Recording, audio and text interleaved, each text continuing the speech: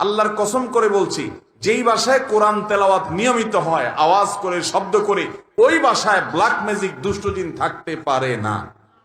আপনারা আমার হাতে যে ছোট্ট জিনিসটা দেখছেন, এইটার নাম প্লাগ ইন কোরআন। ডিভাইসটা দেখতে ছোট্ট হলেও এর উপকারিতা কিন্তু অনেক। يا عبادي الذين آمنوا إن أرضي واسعة। দিন শেষে যখন ঘরে ফিরেন ক্লান্ত শরীর, অশান্ত মন আর দুশ্চিন্তা নিয়ে, তখন যদি ঘরে ঢুকেই শুনতে পান পবিত্র কোরআনের সুমধুর তেলাওয়াত, কেমন হয়?